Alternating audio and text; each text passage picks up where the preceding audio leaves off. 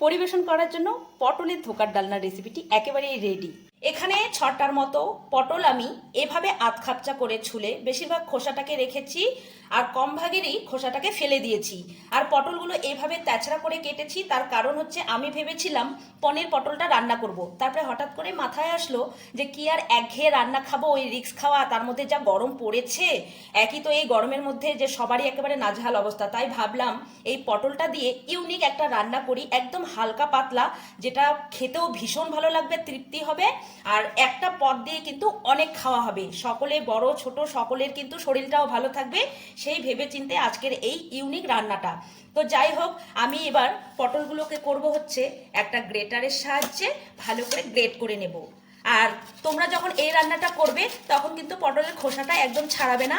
এই যে পটলের যে খোসার উপরে যে আস্তরণ, একটা যে পাতলা যে আস্তরণ থাকে, সেটা কিন্তু চাকুর সাহায্যে মানে হেঁচড়ে একটু ছাড়িয়ে নিলেই হবে। যেহেতু আমি পনিরের জন্য ভেবেছিলাম করব, তাই আমি কিন্তু খোসাটাকে ছাড়িয়ে হালকা হালকা খোসাটাকে ফেলে দিয়েছিলাম। তো যাই হোক, এই করেও কিন্তু ভালো লাগবে, এই রান্নাটা ভীষণ টেস্টি। তো যাই হোক, এবার আমি সবগুলো পটলের টুকরো এইভাবে গ্রেটারের সাহায্যে ভালো করে গ্রেট করে নেব। সবগুলো পটলের টুকরো বেশ ভালো করে গ্রেট করে নিয়েছি। গ্রেট করার পর এই যে পটলের যে দানাগুলো রয়েছে, এই যে দানাগুলো, এই দানাগুলো কিন্তু ফেলে দিতে হবে। ভালো করে দেখে একটু দানাগুলো বের করে নিতে হবে, ফেলে দিতে হবে। এই রান্নার সঙ্গে যদি থাকে খেতে কিন্তু খুব একটা ভালো লাগবে না দাঁতে পড়লে দানাগুলো, তাই দানাগুলো অবশ্যই আমরা চেষ্টা করব একটু দেখে দেখে বেছে ফেলে দিতে। এই যে পটলের দানাগুলো আমি ফেলে দেব। যেই সব পটলগুলো কচি থাকবে সেগুলোর তো দানাগুলো শুদ্ধ একদম গ্রেট হয়ে যায়, আর যেগুলো একটু দানাগুলো বুড়ো হয়ে গেছে সেই দানাগুলোই কিন্তু একটু সমস্যা করে। চলো এইভাবে ফেলে দিই। এবার আমি এর মধ্যে এক এক করে মশলাগুলো দিয়ে দেবো।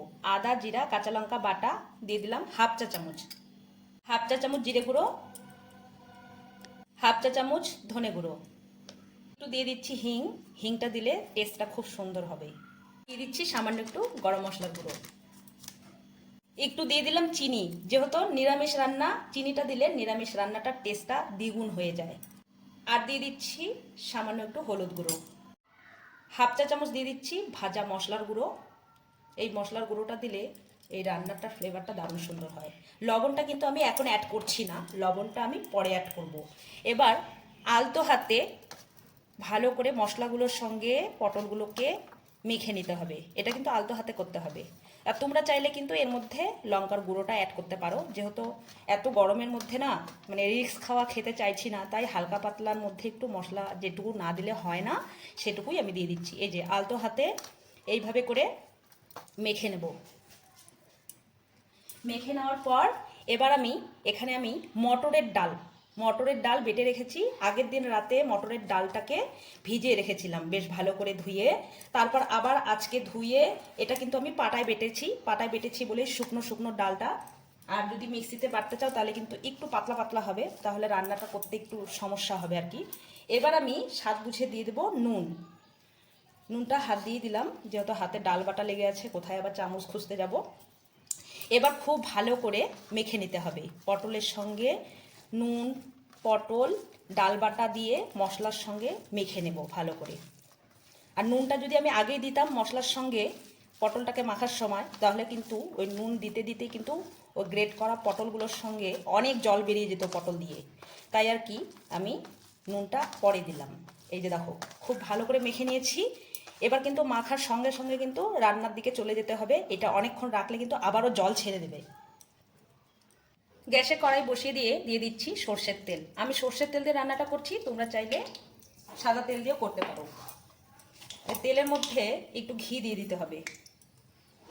আমি ঘিটাকে ফ্রিজে রেখেছিলাম তাই এরকম দলা পেকে গেছে। এবার ঘিটাকে তেলের মধ্যে দিয়ে দেবো। তেল আর ঘি ভালো করে গরম করে নেব। তেল আর ঘি বেশ ভালো করে গরম করে নিয়েছি। এবার আমি পটলের মিশ্রণটাকে এইভাবে নিয়ে এই যে এইভাবে হাত দিয়ে একটু চ্যাপটা করে দেবো বড়ার মতো, তাহলে দেখতেও ভালো লাগবে, খেতেও ভালো লাগবে, আর ভাজাটাও ভালো করে হবে। এই যে এইভাবে করে আমি ভেজে নেব।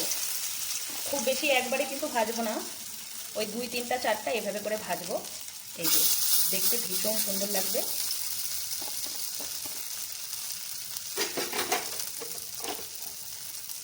এইভাবে করে দিয়ে দেবো। এবার খুন্তির সাহায্যে আস্তে ধীরে উল্টে পাল্টে ভেজে নেব।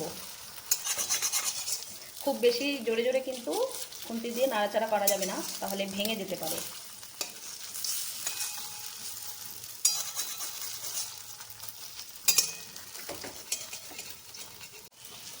এইভাবে করে আলতো হাতে উল্টে পাল্টে ভালো করে ভেজে নিতে হবে। একটা বড়াও কিন্তু ভেঙে যায়নি, দেখো। উল্টে পাল্টে বেশ ভালো করে বড়াগুলোকে ভেজে নিয়েছি। এরকম ভাজা হয়ে গেলেই নামিয়ে নেব কড়াই থেকে।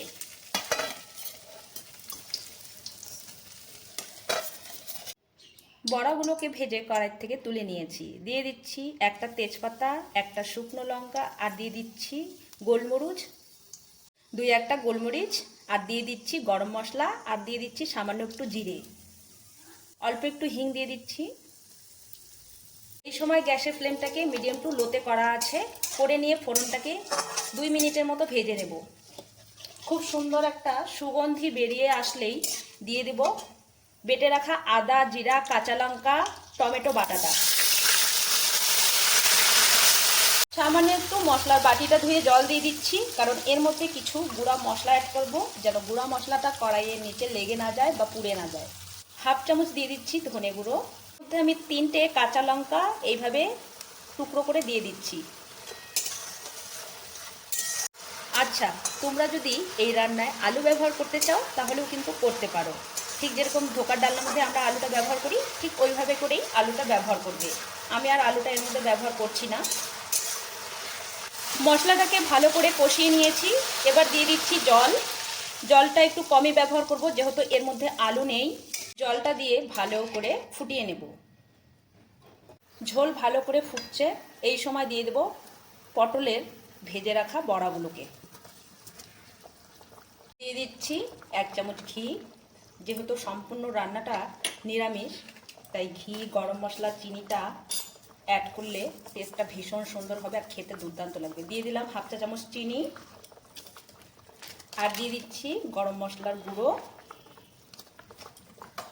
আর একটু ধনেপাতা কুচি। এবার নেড়ে চেড়ে ওই 1 থেকে 1.5 মিনিটের মতো আমি ফুটিয়ে নেব। খুব বেশি ফোটাবো না, একটু গা মাখা হবে সেইভাবে করে ঝোলটা রাখবো। খুব বেশি টাইম আবার ফোটালে কিন্তু বড়াগুলো ভেঙে যেতে পারে, তাই খুব বেশি ফোটাবো না। পরিবেশন করার জন্য পটলের ধোকার ডালনার রেসিপিটি একেবারেই রেডি। দেখতেও যেমন অসাধারণ, খেতেও কিন্তু দুর্দান্ত স্বাদের। আমি এই রেসিপিটির নাম রেখেছি পটলের ধোকার ডালনা রেসিপি। তোমাদের নামটি কেমন লাগলো কমেন্টস বক্সে জানাতে একেবারেই ভুলবে না। আর যেদিনকাই নিরামিষ থাকবে অবশ্যই এই রান্নাটা করে খেয়ে আমাকে অবশ্যই কমেন্ট বক্সে জানাবে যে রান্নাটা কেমন লাগলো। চলো, আজকের মতো ভিডিওটা এখানেই শেষ করছি। আবার দেখা হচ্ছে নতুন রেসিপির সঙ্গে। তোমরা ভালো থেকো, সুস্থ থেকো।